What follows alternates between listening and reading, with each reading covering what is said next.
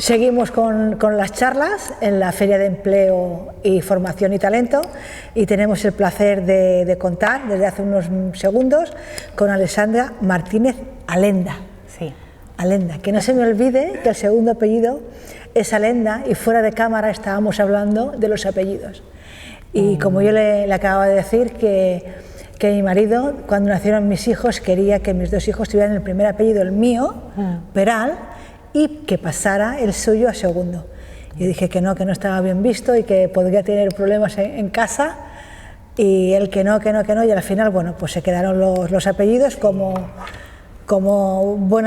entonces estaba por decidir. Y qué importantes son los dos apellidos al final, ¿no? Porque son como las dos ramas, las dos raíces, mejor dicho, desde las cuales venimos. Porque nosotros al final somos lo que trae papá, lo que trae mamá y también nuestro nombre, que somos nosotros mismos.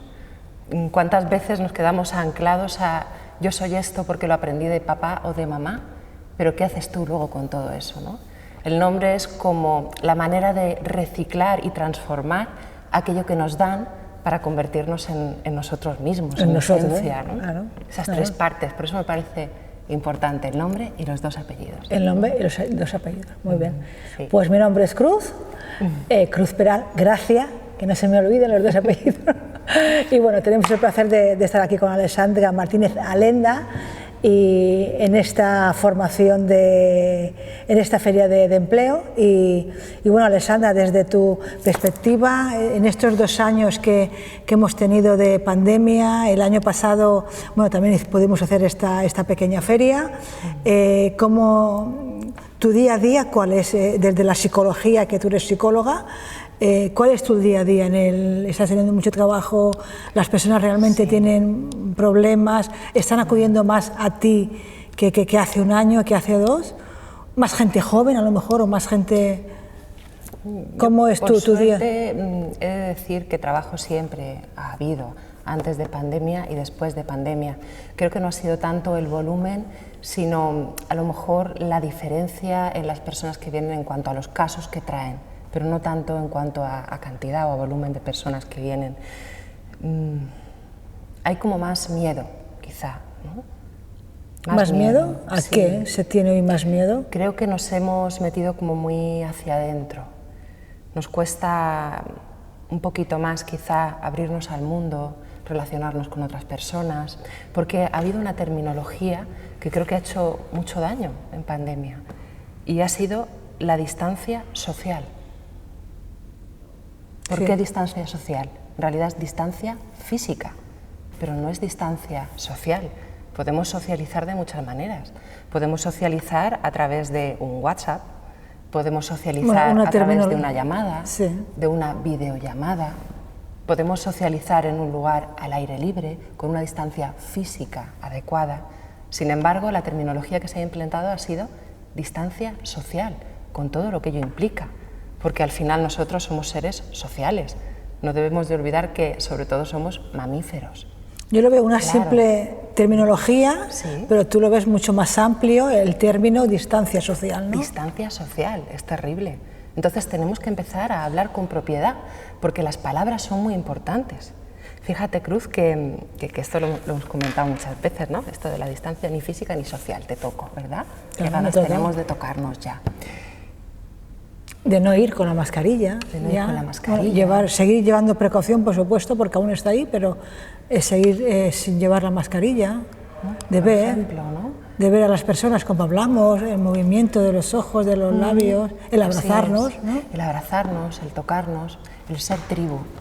Los grupos de apoyo, por ejemplo, es algo que a partir de la pandemia también ha sido algo que ha florecido de una manera bestial. Cada vez hay más grupos de apoyo, porque hay personas que seguimos necesitando ese contacto, que somos la gran mayoría. Entonces, por una parte hay como más miedo y por otra parte, por la ley del péndulo, ¿verdad?, que todo se equilibra, también se están formando muchos más grupos de apoyo.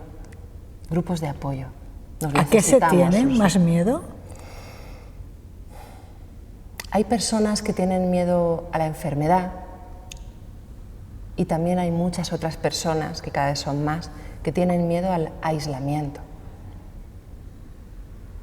Es decir, en un mundo donde estamos constantemente rodeados no sé, de personas, de cosas, ¿nos sentimos realmente solos? Sí, ¿no? Sí, hay muchas personas que se sienten solas. Ten en cuenta que, bueno, han habido personas que se han confinado completamente solas.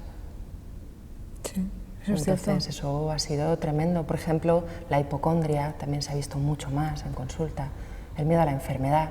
Y claro, cuando tocamos el miedo a la enfermedad y el miedo a la hipocondria, en realidad estamos tocando no solamente el miedo a enfermar, y ahí nos metemos ya pues, en otros pantanos que no sé si toca hoy hablar de ello, ¿no? No toca. Claro, No y sería el miedo como a la muerte también, ¿no? El miedo a lo desconocido.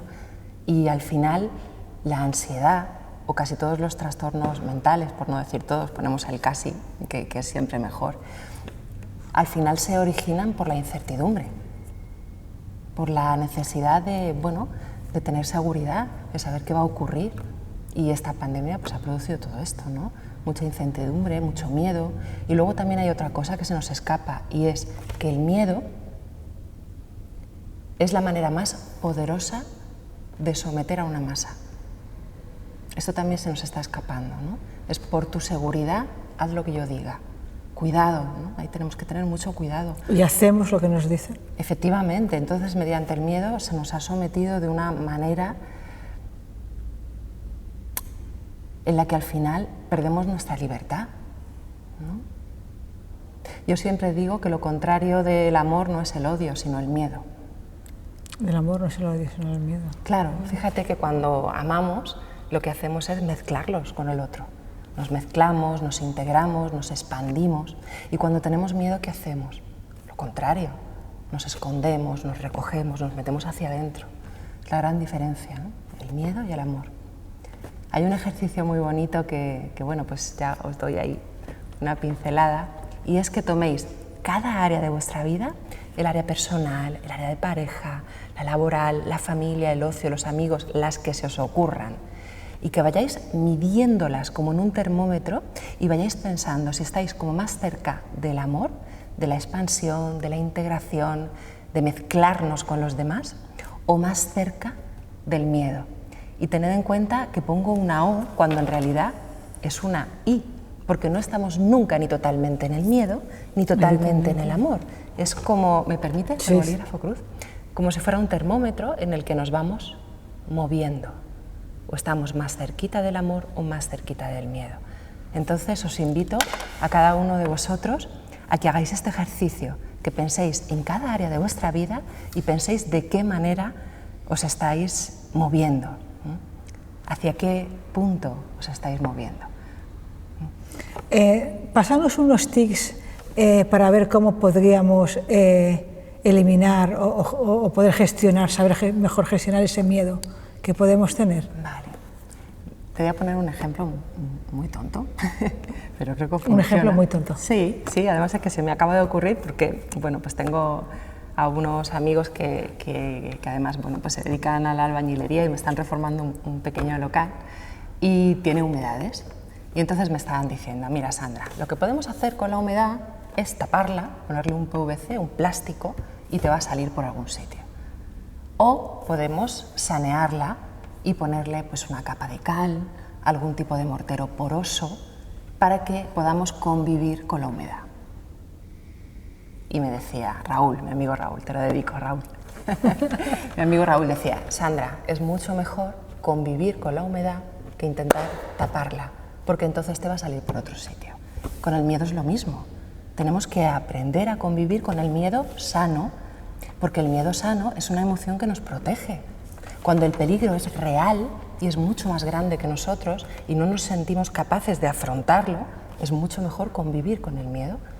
Por ejemplo, si estás al borde de un precipicio, ten miedo, porque el miedo va a hacer que des marcha atrás y no te caes. Si no lo tuviera, me tiraría. Efectivamente, entonces ha habido momentos dentro de la pandemia, que bueno, que es el tema que hemos sacado, en los que el miedo era sano, hasta cierto punto. ¿Qué tenemos que mirar aquí? Lo que tenemos que mirar es cuando el peligro es real y es lo suficientemente grande como para bloquearnos. Todas las emociones sanas vienen y van. Cuando el miedo es sano, viene, nos protege, y cuando ya no lo necesitamos, debemos de ir soltándolo. porque si no, lo que puede ser un lugar seguro se convierte en una jaula. ¿Cuándo sabemos si el miedo es sano o no?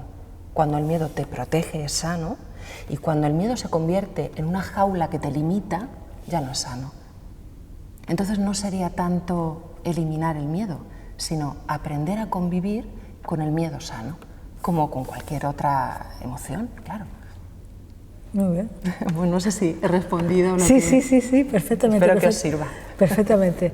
¿Qué dirías a lo mejor a toda la gente que nos está viendo hoy en la feria de empleo? Hay mucha gente que está desempleada. Y bueno, ¿qué les podrías decir? Porque muchas veces tú sabes que soy directora de Recursos Humanos y bueno, hoy mismo estamos en un proceso de selección bastante fuerte y veo venir a mucha gente a la entrevista pues con miedo, que a lo mejor les pregunto, que me digan, que me hablen de su currículum, no saben, se ponen nerviosos o quizás no se lo han preparado o no se lo han... Entonces, ¿qué les podéis decir a esa gente que viene? Es decir, hay algunos que vienen y me dicen, me sudan hasta las manos. Es decir, yo creo que a lo mejor es también un conocimiento suyo que no lo desconocen quizás, que no se conocen, y luego, bueno, pues yo creo que un día o dos antes, pues yo creo que sí que debería de la gente, bueno, pues de prepararse ese currículum o aprenderlo o tener unos tips para poder ir a una entrevista con mucha más seguridad. ¿Qué les podrías decir tú? Claro, fíjate, ¿no? A colación de lo que estás comentando, Cruz, no solamente saber sobre tu currículum, sino también saber sobre la empresa a la que acudes. Es decir, si yo voy a una entrevista de trabajo a una empresa determinada, antes de ir a esa entrevista determinada me voy a estudiar la empresa. La voy a buscar en redes sociales, en internet, en cualquier buscador. No ponemos nombres, ¿no? Pero todos sabemos cuál es uno de los buscadores donde lo encuentras todo. Y entonces, bueno, pues hacer una especie también de currículum de esa empresa. Investigación, claro. Claro, investigación, ¿no? De investigación. Y luego, bueno, pues que para que pierdan ese miedo porque mañana tienen una entrevista, ¿cómo pueden gestionar? Que sean auténticos y auténticas. Es lo mejor que hay, cuando chicos. Tú vas a una entrevista, yo os los digo en las entrevistas. Claro, cuando tú vas a una entrevista de trabajo y le dices a la entrevistadora, a la directora de Recursos Humanos, al jefe, jefazo, a la jefa, dices, estoy súper nerviosa, estoy súper nervioso. Ya has empezado bien, porque ya estás diciendo que eres una persona auténtica y transparente. Y eso siempre es un punto positivo en una entrevista de trabajo. Sí, muy bien, muy bien, muy bien. Y luego ya empiezas. Y luego ya empiezas. ¿Ya empiezas? Claro. ¿Qué más te gustaría a lo mejor, Alessandra, poder compartir aquí con nosotros o para que nuestros oyentes nos oyeran? ¿Algún ejercicio o algo o qué es lo que te gustaría a lo mejor comentarnos? Bueno, hay un ejercicio que, por lo que comentábamos, ¿no? De que a veces vamos nerviosos a las entrevistas de trabajo, ¿no? y a muchas otras cosas, por supuesto. Hay un ejercicio que es muy sencillo, que muchas veces lo vemos en los cafés, aquí en el centro, y es el de los 5 sentidos, ¿no? El de los 5 sentidos, que es algo tan sencillo como decir, ¿qué estoy haciendo aquí y ahora? Bueno, pues aquí y ahora yo estoy con Cruz, estamos charlando. ¿A qué huele? ¿A qué huele, Cruz, aquí? Pues yo estoy oliendo toda la mañana a madera. A madera. A madera, porque creo que el suelo, y es del suelo que es de madera, y me viene alguna, ahora que me lo has dicho, madera, yo ¿no? me he centrado más y estoy oliendo a madera. Estoy acercando las manos a mi nariz, huelo como a crema, la crema que tengo en las manos, ¿no? Como a crema. ¿Qué estás escuchando? ¿Qué estáis escuchando vosotros? ¿Qué escuchas tú?